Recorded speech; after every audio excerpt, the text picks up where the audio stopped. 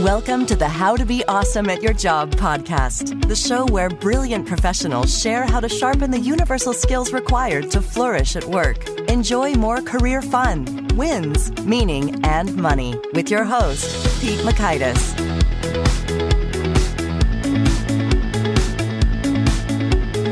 Hello, and thanks so much for joining us here for episode 263 with Scott Gerber. I think you'll enjoy hearing from Scott because he has some perspectives on this thing called networking, relationship building, and how to be a superconnector in a way that doesn't feel gross or creepy or weird or icky in any sort of a way. So you'll learn 1, how to become a conversational Sherlock Holmes, 2, the questions that spark great conversations, and 3, how to introduce yourself with impact. So if you'd like to check out the show notes, the transcript, or the links to items that we've referenced, it's over at awesomeatyourjob.com/ep263. Now here's Scott's story. Scott Gerber is founder and CEO of Community Co. and founder of YEC and Forbes Councils. He is an industry leader in building and managing personalized invitation-only communities for world-class executives, entrepreneurs, and professionals. Scott is an expert on youth entrepreneurship, community building, and youth unemployment in America, recent college grad unemployment, and small business. So thanks to Scott for taking some time to hang out with us, and thanks to our sponsors. Check them out.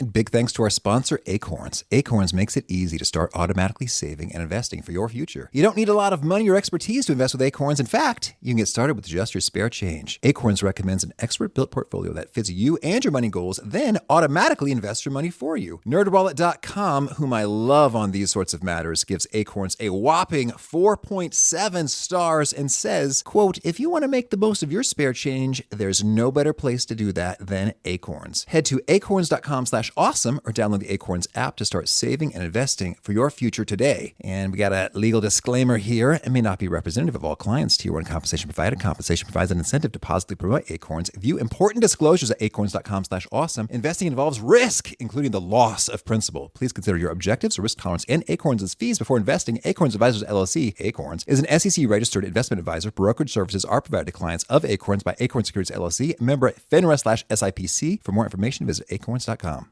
One sponsor to check out is Harvard Business Review. This brilliant magazine, published at hbr.org, is the leading destination for smart management thinking. Fun fact, HBR has been mentioned in 108 episodes of the show.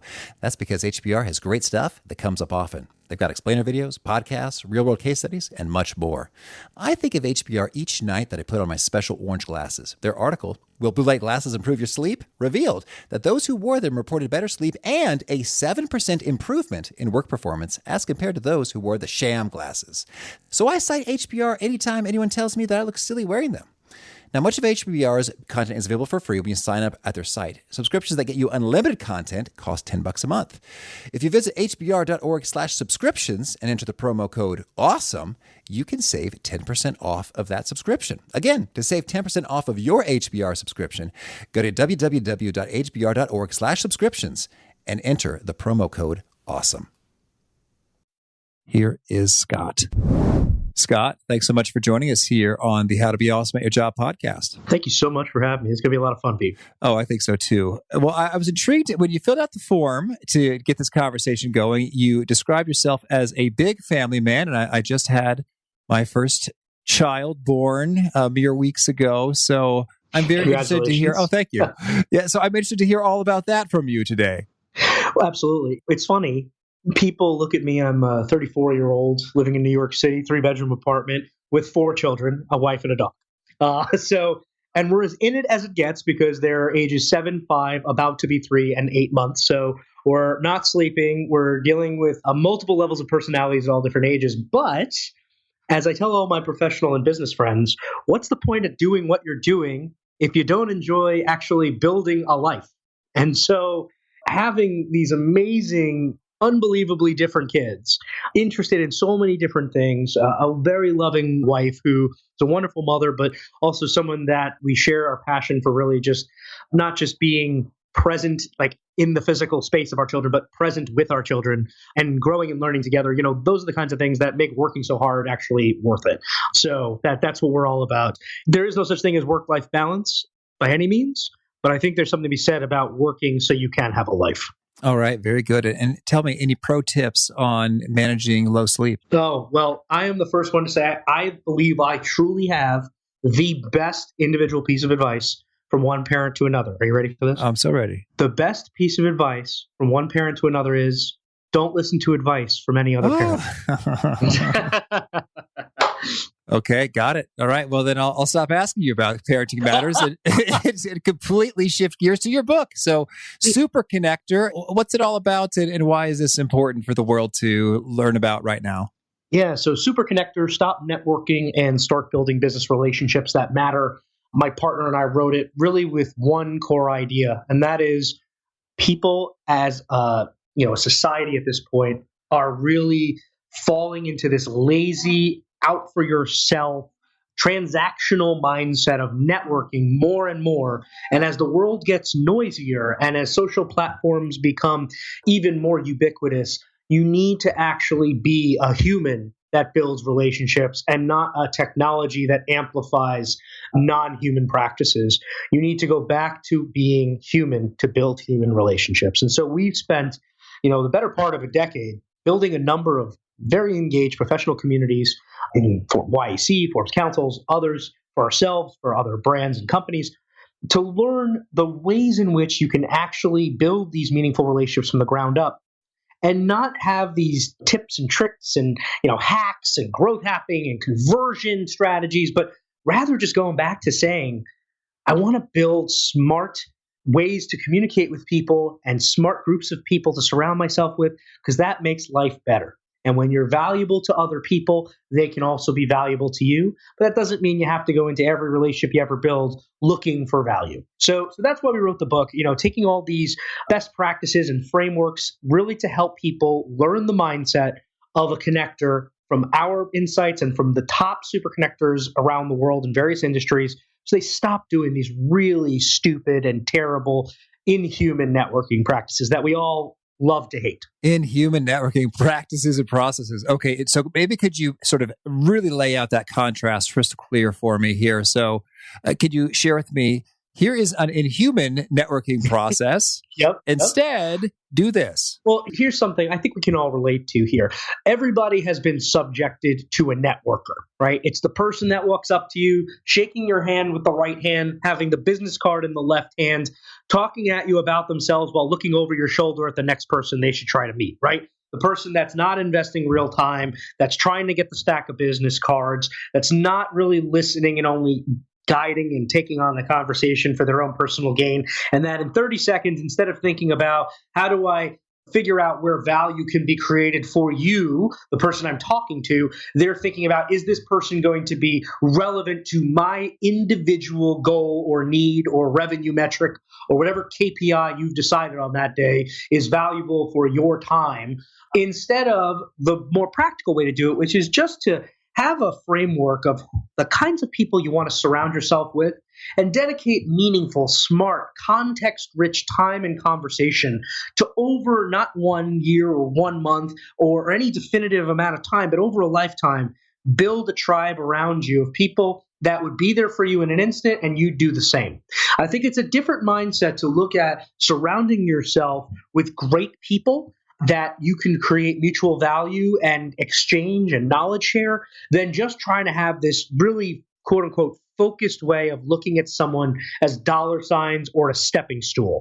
And so that's the difference, but I think between the two categories. It's not semantics.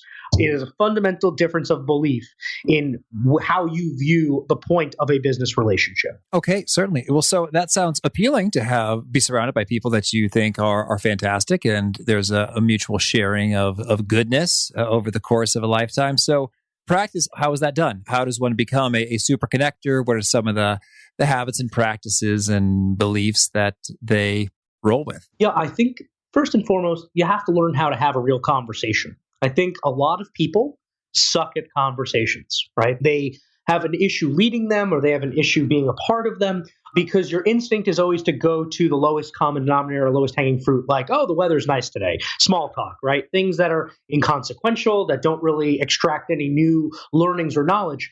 And so first and foremost, you have to understand what is the point of a conversation. And I know that sounds like remedial. I'm sure someone right now listening to this is, oh my God, great, Scott, how to talk. Wow, that's obvious. Like, this is so stupid. Why are you wasting my time? Yet they don't do it, right? So first, it's what is the point of good context? Well, any conversation that allows you to extract context means that you're creating sort of a treasure trove, if you will, of great insights and data to really learn about someone, and not just the surface level LinkedIn, Facebook type stuff, but things such as what the goals of an individual are or what they're working on right now. That way you can learn about what they're working on, what is success and what is failure to them, what's the timeline by which they're looking to do these things, that kind of information that you can play an active role in, right? So great context. Great context comes from good questions. So in order to know what a good question is, we first have to ask, what is a bad question, right? And a bad question is, I love this one. Are you ready for it? It's, how can I help you?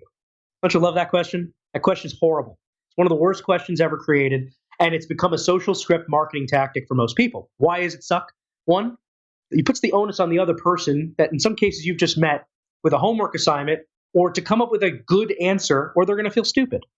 All right. Number two, it's not founded in any kind of specificity. It's incredibly broad. Number three, if you've had a conversation with them, the logical answer should be, don't you know how to help me? If I've given you all the pieces to the puzzle, shouldn't you be able to put the last one in to complete the puzzle and tell me the help I need? So it's not specific. Whereas a question like, what are you working on right now, as I just mentioned, much more specific, comes with a timeline, comes with something that they're passionate about and excited about because it's right now and it's meaningful to them, comes with a series of naturally next step curious follow-ups. Well, what does that mean? Or can you tell me more about that? Or what made you think that this is important to do right now? Or what's the steps to success? Again, things that you can help them help you to help them. And then finally, again, it's about putting together the pieces of the puzzle, the context, to figure out who in my world or what resource do I have that might be able to fill the void. So maybe you've heard a series of things that it's like, oh, well, I know this guy, John, and this woman, Sally, that have expertise in XYZ. Would that be helpful to you if I can see if they're interested in having a conversation on that? Again, you've given actual next steps versus, again, a wall, like a yes or a no, or some sort of question that leads to a phrase that goes nowhere. These are the kinds of ways to have that conversation. Okay, excellent. So you're taking that proactive initiative to say, I've done the work. I've done the work for you instead of asking, how can I help you? You have done the digging to discover a few valid potential suggestions and then brought up the specific idea. And then they can sort of approve or veto or defer, as necessary. Correct. It's almost like you're the Sherlock Holmes of discourse, right? Because look, if they love the suggestion, you've created a bond. Like the person knows you're really listening. You really care. Even if it's not the exact right fit, wow, like that, I appreciate the fact that you're actually making a proactive suggestion. It's very rare people do that, and that's why it really does stand out. Number two, if they say, oh, that's a little off base, what does it do? It gives you the opportunity to ask more questions of, well, why do you think it's off base? And, oh, what part is off that I can maybe tweak in my framework that I'm thinking of in my head? So it naturally lends itself to a hypothesis, and then either is the hypothesis true or false or incomplete. So, you never want to end up with a wall like, the weather's nice, isn't it? Yes. Okay, great. Now what? Right? But that's why these continuous conversations where you're leading and not being about me or trying to talk about you all the time, like that's where ultimately the difference is made in showing you care, not just telling. And I think that is where ultimately people leave a conversation and know that if they see you again, they will remember it more times than not that you were actually a thoughtful individual, that you actually did express interest and try to do your best, even if it didn't exactly work out, and if it did even better, because you care. How many people can say that? Not many. And I think it all starts with great conversation. That is great. And so then one of the best questions there was, what are you working on right now? And can you share a few of the other great questions that often pop up when you're doing your Sherlock Holmesing of discourse? Yeah, it depends on the kinds of conversation we're in, right? So if it's a personal type thing, I might say like, what's something you've tried recently that's totally out of your comfort zone? Because again, it allows for an anecdote and a series of stories. They might bring in other context like, how big is their family? Or, where's the place they like to travel to? Again, all these little things individually might not mean the world, but put together, you really paint a picture of someone. And if you store that information, again, it could be in the contacts app notes section. It can be in a CRM. Over time, you're going to develop this unique profile that no one else has access to except you, so you know how to engage further later on. Another question I ask people all the time is, if I see you again in a year from now, what dictates success to you in the next year? And there's a million ways you can go with that direction. I think the goal is when you get people to feel comfortable talking about themselves, again, not in an arrogant or celebratory sort of way, but in a way that helps them to navigate an anecdote or a series of things that they've been wanting to talk about but couldn't articulate, you really are helping to lead without being the leader. And I think that is very meaningful for not only results, but to build the foundations of a smart relationship. Oh, that's good. Thank you. Well, so tell me, Scott, maybe could we do a demo here? You will ask me some questions and be the Sherlock Holmes, and we'll see what happens. Sure. Let's paint the scene. Because here's another thing just before we get started. Context isn't just the words out of your mouth. It's where we are, is if we're at an event, were we both invited by a mutual friend? If we're at a generalized networking event, is it a conference that brought us here? So there's, just to keep in mind, and maybe not for the demo purposes, but as people are listening to this, I want you to think about everything in an environment as context. Because there's a very different situation that if you and I are randomly at a bar having a beer and we've never met and this is just a random Friday afternoon burning steam versus we're at an exclusive invitation only event with 15 people invited and our mutual friend is the person that brought us both there. Whole different level of conversation, right? And so it's just about looking at the whole board and not just the moment or the zone you're existing in. So with that being said, I kick off and I can introduce myself, you would introduce yourself, and I may ask a question like, it sounds very interesting what you do. What made you get into that type of XYZ? And then you would respond. Oh, sure thing. Well, I'm just so fascinated about people and what it is they find is really worked for them in terms of, generating particular results. And I've just sort of always had an interest and enthusiasm in this sort of, skill building stuff about, leadership, success, influence, communication, problem solving, creativity. Ever since I was like a teenager reading books about it in the library. Were you ever somebody who had a bad example or a setback or a major setback of some kind where everything you thought you were doing right was actually the wrong way to do it? And that's what led you to want to learn best practices? Well, kind of. I'd say I was interested in the information and the power within it, just because the possibilities opened up before me, even before I guess I had experienced some setbacks, but then afterwards, certainly, along the way. Have you learned about one particular leader or two particular leaders that you think are fundamentally like best of breed that you'd recommend to everybody? Oh, from just a leadership perspective? Just someone that, whether it's a CEO or a politician or an inspirational person that you've read about their leadership style or way of, looking at the world, and that just was a fundamental game changer for you. It's funny, as a child, Tony Robbins was my role model, and I wanted to be just like him. And so I just thought he had the coolest job that there could be, and I wanted to be him. What's really cool about Tony Robbins, out of curiosity? I don't know enough about him. Well, I guess what I liked is that he was just kind of so outrageously sort of goofy and perfectly himself, and in some ways that could really turn people off with all the F-bombs and profanity, and it kind of turns me off at times. But in other ways, it's like, there's a guy who's just genuinely doing his thing. And in a way, that was kind of liberating in a sense that, I've got my own weirdnesses and eccentricities, and so I could sort of express those in a large space and find success like Tony did. And so there you go. See, in that short period of time, what have I learned about you? Professional development you really care about. You wanted to meet someone or learn about someone that made it okay for you to be the person you are and to form your own framework around what leadership meant to you, and so on and so forth. And all these things start to add up, right? Not every conversation is going to end up in a situation where you're going to just immediately help someone, right? That's not always an action step. Not everybody needs help, right?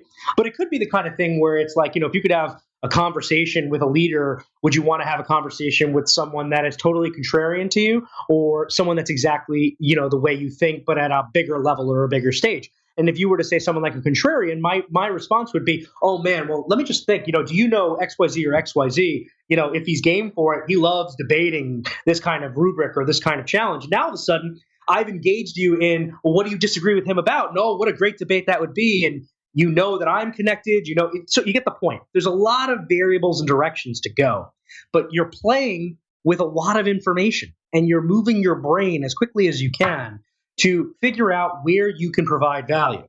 The key for that is At the end of the day, there's one mindset shift that you have to have. And this is the moment where I tell people you have to audit yourself. So if I went into a conversation with you like we just had, and I, in the first 30 seconds, said, oh God, professional development, I want nothing to do with this guy, right? Then I would know that my mindset is that of a transactional networker, because my instinct is to say, this person's not valuable to me. And if people think that way, then they have to totally reverse course and break themselves and deconstruct themselves down, because they'll never be a true connector. Whereas in the way that I think, and other great connectors think as well, is I'm trying to find the different ways in which I can understand you to be of service to you. And I'm thinking, where's the value that I can provide? Resource, person, challenge, request, whatever, as you're speaking. And that's my initial thought, not, man, how am I going to figure out a way to get you to introduce me to Tony Robbins, right? If you said you knew him. So that's the whole thing. I think people need to understand who they are at their core and what they're trying to achieve. Great people, great conversations, great outcomes at scale long term.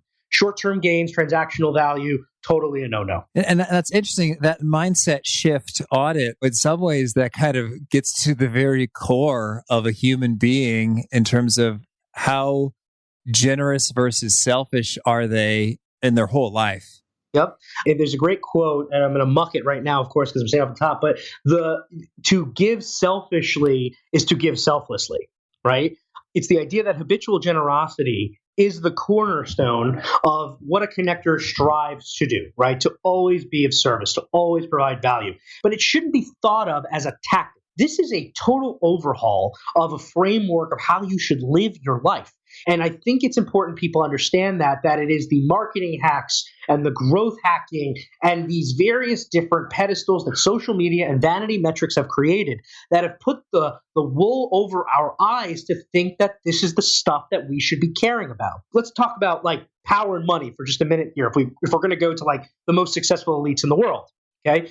Those people get the game. They understand that relationships are currency. Social capital is the only currency that matters long term. Why? Because somebody can reach out to one person one time in one phone call and do $1 billion deal. 1,000 people can reach out to that one person and never get a call back.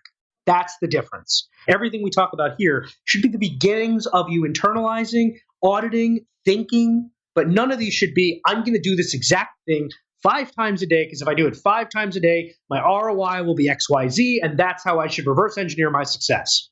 Certainly. Well, so I want to dig into that a bit. It talks about your whole life is shifting. So what would you recommend are some of the initial baby steps if someone has habituated selfishness and is primarily thinking about their own wants and needs and desires from the first minute of waking up to the last minute of night, not just in conversation, but in life, any number of things. So, I mean, that seems like a tall order. So how do you start chipping away at that, Scott? Well, it's funny. First off, I say this is where guys like you and I have it made, being family men, because we gave up selfishness if we're good dads or husbands long ago. The second you change a diaper for the first time, life changes as you know it, right? I saw a coupon for $5 off diapers today, and I was excited by this. And I was like, something has shifted. my how things change, right? But again, for the every man and woman in any state of life, in any level of profession. Again, I start with what I said earlier. You got to begin with the audit, and you can't lie to yourself. Listen, if you're a truly selfish individual and you just can't fundamentally break yourself out of that, I feel bad for you because you're missing out on a huge opportunity. And you can't gamify this because all you're going to do is cheat yourself and cheat reality. Number 2, I would give yourself an additional audit to determine a couple of key things. The best connectors have 3 fundamental traits. The first one is self-awareness. They are okay to assess themselves and figure out their strengths and weaknesses. They are okay to understand and can fundamentally figure out what people think of them in an honest and non-rosy glass colored way, right? So that's the first thing. Self-awareness. How self-aware are you? Would others say you're self-aware? That's one key thing. The second trait is emotional intelligence. Are you empathetic? Do you actually care about other people? Can you allow yourself to care more about others or feel for their plights, big or small? Put yourself in their shoes, regardless of situation, regardless of level of severity, and regardless of your personal feelings towards whatever they deem their level of severity being. And then finally, number 3 is the idea of curiosity, right? You have to generally be curious. you have to be someone who really doesn't have to care about a subject matter to want to learn more about it, or feel like if you're not an expert, you don't care. Again, there's going to be many people who can be very valuable to you and you to them along the way. But if you cut short because they want to talk about physics and you're a liberal arts grad, right? Well, you're going to miss out on a lot of the context that could create mutual value for the long run if that relationship is to be. And so those are some of the key things you have to look at for yourself. When you determine you want to be someone who is a connector, you also, and this is where I will say, you have to be selfish in only one regard. There's only one way you should be selfish as a connector, and that is your time, because it is the one asset you cannot buy more of, and it's fleeting every day, right?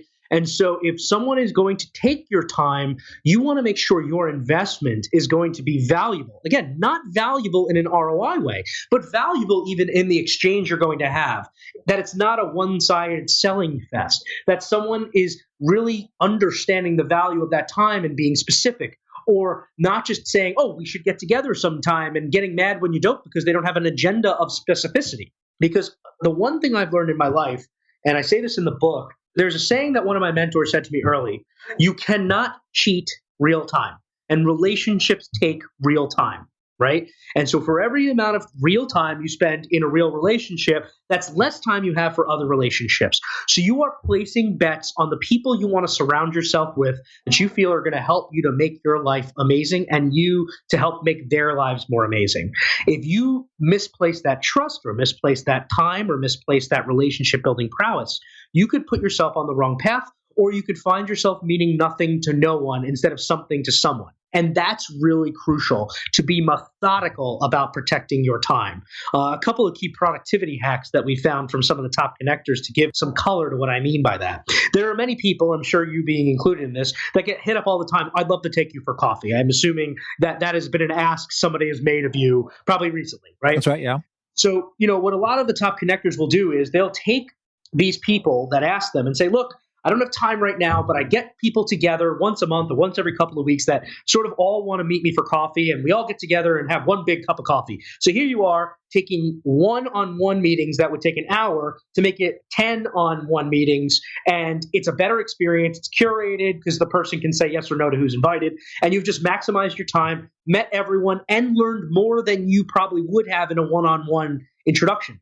Plus, on top of that, if you are the curator of that experience, you probably have a stronger relationship now with each of the original 10, because all of those 10 received exponentially more value than you had you been just one-on-one. It's a more worldly perspective, less time, very clear, right? So that just gives an example of, it doesn't mean you have to be less human or say no to everything necessarily, although no sometimes is the right answer, but it allows you to think about the blocks of time you have as maximizing efficiency and community building investment. Because again, you want to go incredibly deep and meaningful, but you want to do it in a way where you can find the right time for the right people and not lose that time. Right. And you talk about the art of selectivity in the book. And so I'd love to get your sense for, what are some of the guidelines you're using in terms of making determinations like, this is a person that I really think it would make sense to invest heavily in good time there.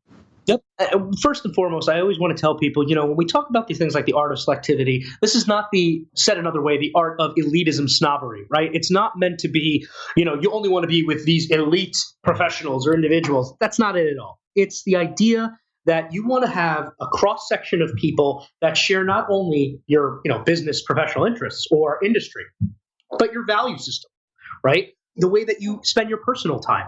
It's, again, community is not just meant to be some goal-oriented KPI like we've been talking about. It's how do you want to spend your time to create a meaningful life, personally and professionally? And so, for example, in the book, we talked to Elliot Bisnow, who is the founder of Summit Series and the owner of Powder Mountain in Eden, Utah, which is a sort of a Telluride for the 21st century concept. And he talks about this idea that, he wants to not just be surrounded by entrepreneurs all the time or specific kinds of entrepreneurs in his industry, but rather health conscious, athletic, people that are big on travel and worldly conversation and share his ethics and moral and value systems. And so it's about creating these almost criteria sets for what do you want to be the average of in the circle you're in. And then really figuring out who that initial circle is. And again, taking the proper time. This is not a day-to-day exercise. This is a lifelong exercise of creating that small, intimate circle.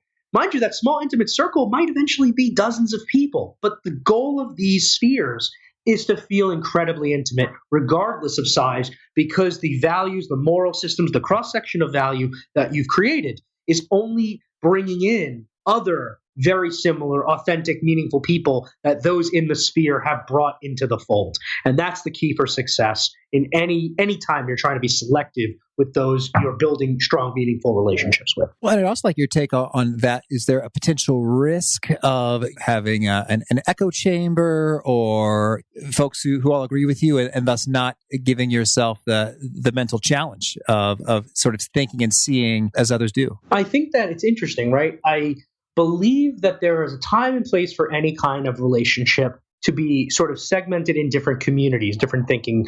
And so, like, for example, I have a lot of friends who are political junkies, right? And I purposely surround myself with people that are on opposite ends of the spectrum in a big way, because when I want to have these more thoughtful debates, I don't want just some like Facebook commentary style argument. Oh, he sucks. He's terrible. He's great. He's not. But rather like, why? Can somebody actually articulate the why? And so surrounding yourself with people that you believe to be morally and values driven, but not necessarily share your specific vision of the world, that's the time and place for that kind of community.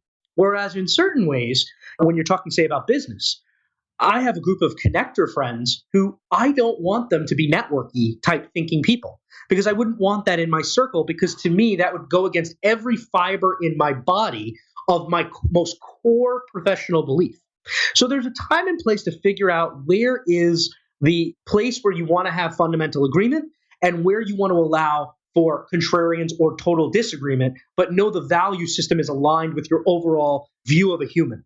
You know what I mean? There are certain people you might fundamentally disagree with, but you love and trust, right? You're going to fundamentally disagree with them about politics or money or something like that, but it's not because they're crazy or whatever. It's just they have a different set of principles, but that are rooted in wholesome values that you can link to.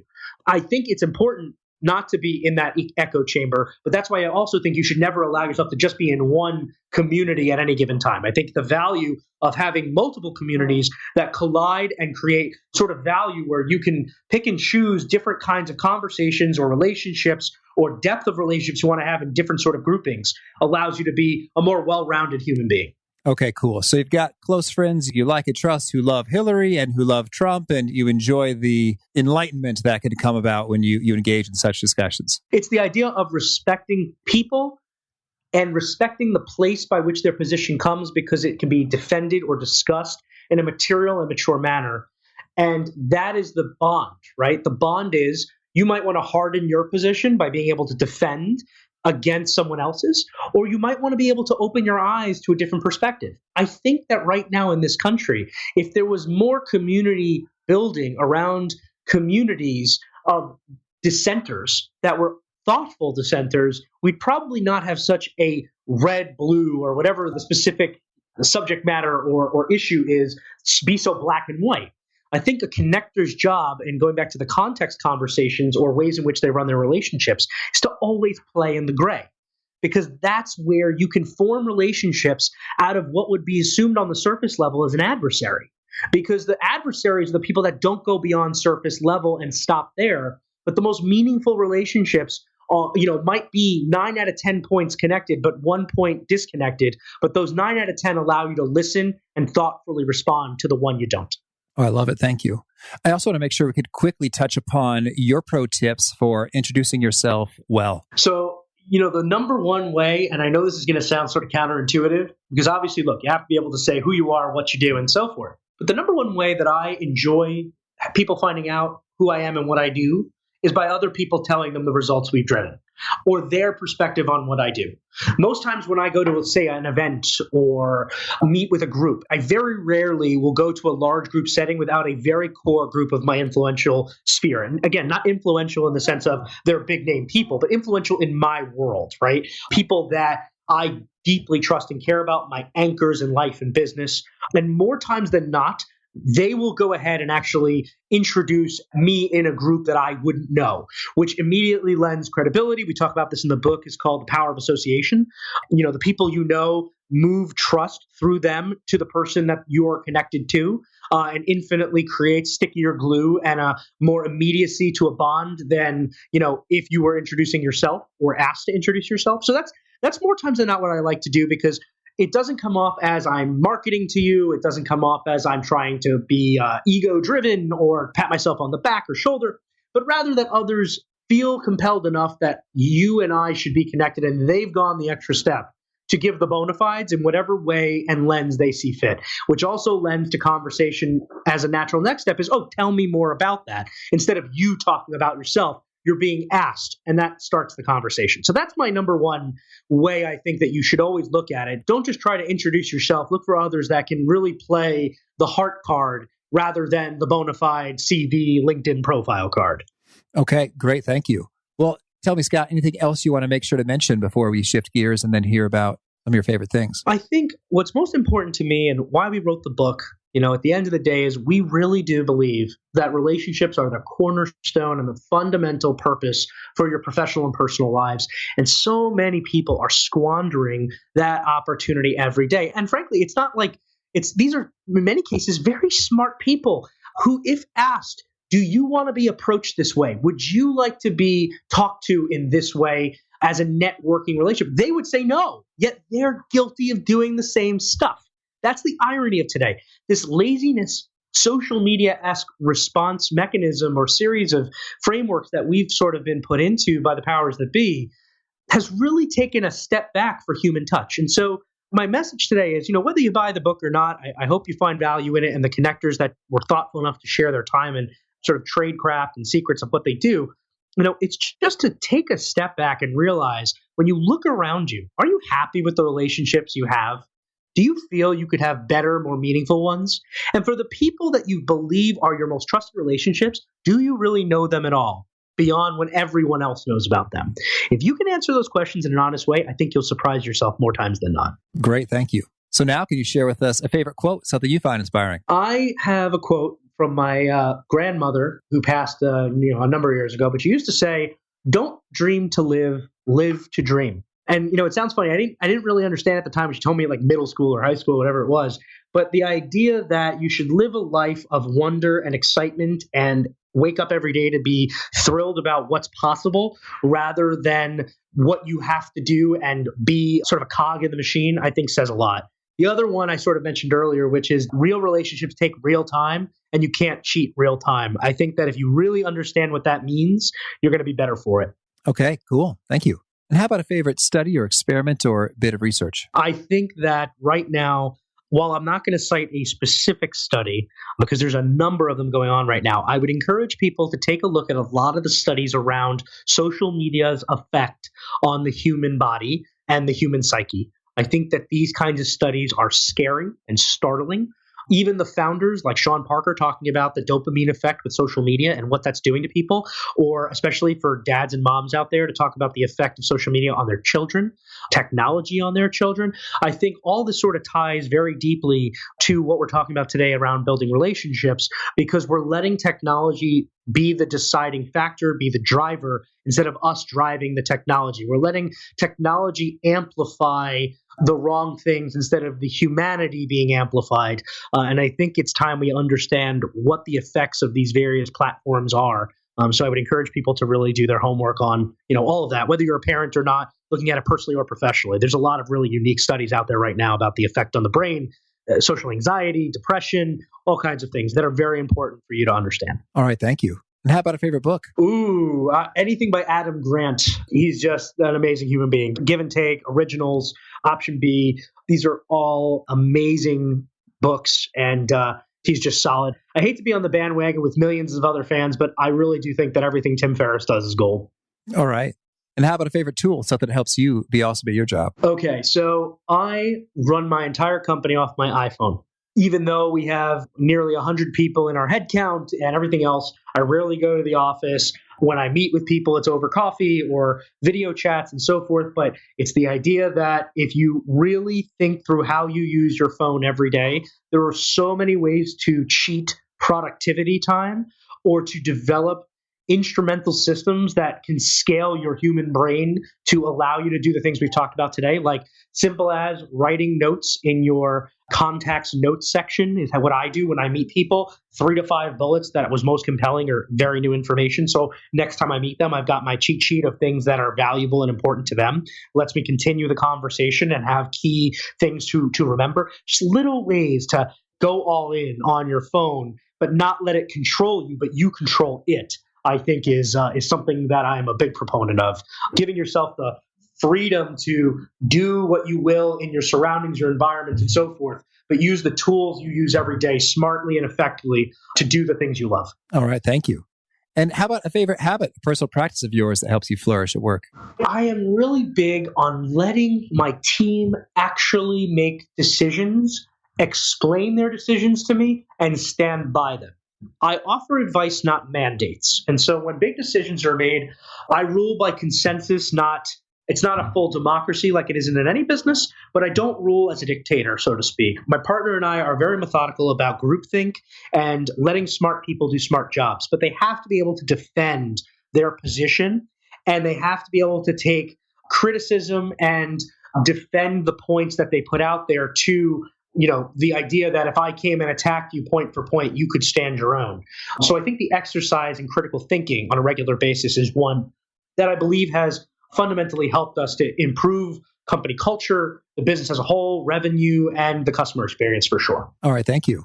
And is there a particular nugget you share that seems to really connect, resonate, get Kindle book highlighted, retweeted, and heads nodding when you say it? I think that's the most important thing. I sort of sum up this entire sort of interview and what we've been talking about for the last hour is social capital is the new currency. It's not Bitcoin or Ethereum or, all those things that are coming out now. It's social capital. And it's the idea that when you have the right walled off access to people that are valuable and find value in your company and those that you've surrounded them with, it's an invaluable community that cannot be replicated and you can't buy it. And I think that more people need to invest in creating these sort of very tight-knit communities. And when I say that, I don't mean necessarily a membership group or something like that. I mean literally mastermind group or a group of people that enjoy each other's company, go out for drinks once a month, whatever it is, but creating the value that enables you and those you surround yourself with to have direct and indirect access to an exponential number of more people because the people in the circle all trust one another so implicitly is literally, in my opinion, the most valuable currency you will ever have. No one will ever beat it, and it'll be the reason you're successful. Awesome. Thank you. And if folks want to learn more or get in touch, where'd you point them? Yeah, for daily communication, you can ping my partner and I on Twitter. His is at Ryan Paugh, his at RyanPaugh, and mine is at Scott Gerber, ScottGerber. And you can definitely check out the book at superconnectorbook.com or pick it up wherever books are sold. Okay. And you have a parting call to action or challenge for those seeking to be awesome at their jobs? Don't treat it like a job. As someone who has never worked for someone else since I went into the professional world, I've always been an entrepreneur. I've never been a 9-to-5er, but I've watched really impressive people meet me and really impressive people work for me that really put in the extra work on 2 key things. One was allowing themselves to listen and be empathetic, to understand, take in, and adjust as a result of those 2 things. And the second is the idea that they were responsive and timely and understood the investment of time that my partner and I were making in them, and that every moment that they were given was to be valued. Especially as a family guy, sort of going back full circle to where we started, I want to watch my kids grow up and be there. And if you can tell me in a business meeting something in 5 minutes versus 50 and the same outcome as a result, and I trust you as the steward of the information and action step, go at it. Take the 5 minutes, not the 50. Let me go watch my kids play baseball. So understanding that putting the effort in community building and responsiveness and empathy, I think are things that anyone from an entrepreneur to someone who works for others in a day-to-day job, I think that is the difference maker. Beautiful. Well, Scott, thank you so much for taking this time and sharing this goodness. I hope that you sell many, many copies of Superconnectors and that it is empowering and enriching to folks in all the right ways. Thanks so much for the time.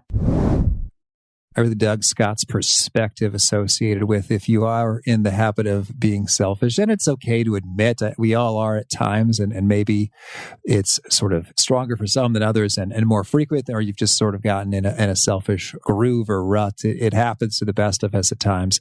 I love that tip about restoring the curiosity. That's come up a few times from a guest, and that's a great means by which you can naturally get the same goodness that causes you to binge on Netflix to become fascinated by someone else and pull you out of yourself, so that not only are you a better connector, a better human being, and you build great relationships, which is everybody wins when you've got that going on. So appreciation to Scott for sharing that and other tidbits. And again, if you want to check out the show notes or the transcript or the links to items we've referenced, it's at awesomeatyourjob.com/F263.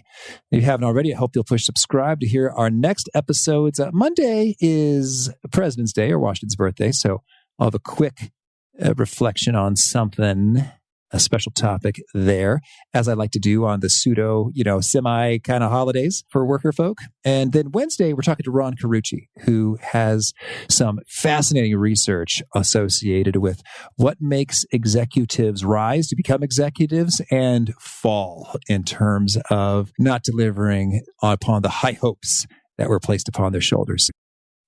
So I hope to catch you there, and peace. Thanks for joining us for today's episode. To get the most out of this conversation, visit awesomeatyourjob.com to find today's show notes, transcript, and infographic summary cheat sheet. For more entertaining professional skill sharpening, be sure to subscribe to catch the next episode of How to Be Awesome at Your Job.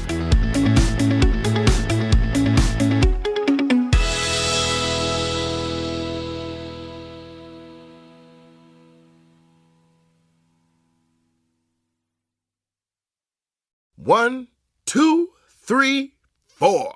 Those are numbers. But you already knew that. If you want to know what number you're going to pay each month for your car, use Kelley Blue Book My Wallet on Auto Trader. They're really good at numbers. Auto Trader.